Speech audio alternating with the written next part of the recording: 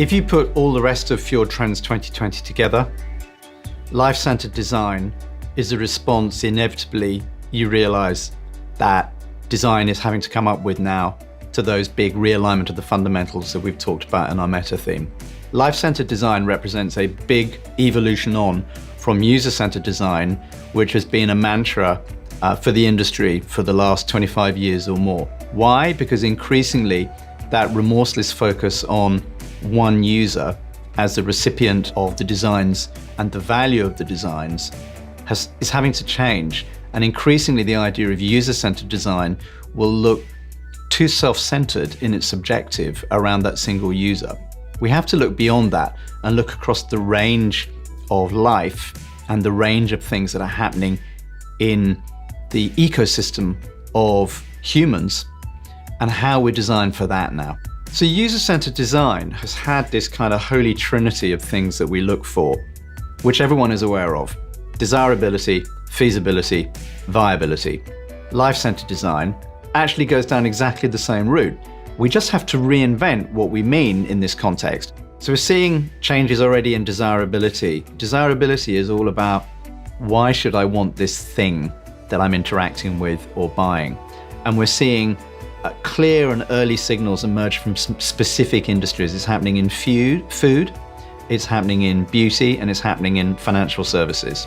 The second part of the trinity, feasibility, is all about, can we actually make this? Is this something which we can operationally make and deliver into the market? So a really good example of a company that's done some redefinition around that is Sarthi. Sarthi are making sanitary towels which are 100% biodegradable and are made from banana fiber. So what they're doing is they're attacking the issue of feasibility in order to solve a specific problem.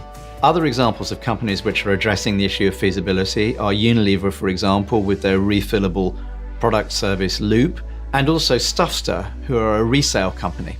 The third of these is viable. Viable means it's all very well being desirable and feasible, but can we actually make money out of this? Some great examples of companies which are thinking differently about viable.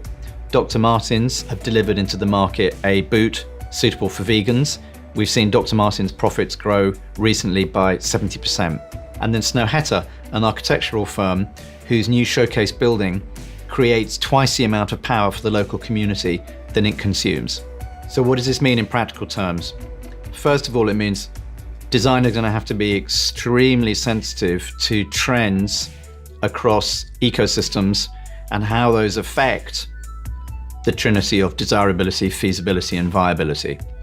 Secondly, we're going to have to think much more, and we will hear a lot more about this over the next 2 or 3 years, about systems design and taking on a lot of the principles of systems design, which is there to deal with complexity, into the way in which we conceive of and design the products and services that we go about building.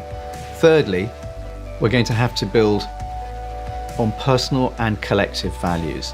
Ever since we started designing things as humans, we've built in layers of abstraction, and all the more so recently. Initially, if you were designing a chair or a table or a piece of furniture, then you were working directly on the object itself. But with digital, we've built in layers of abstraction. Now we have a new layer of abstraction coming, which is that we have to think about the entire system around the product or service and how what we're building will interact with that system. That is at the core of the shift that we're talking about here, from user-centered design to life-centered design. The design consequence of all the things that we're talking about in Fjord Trends 2020.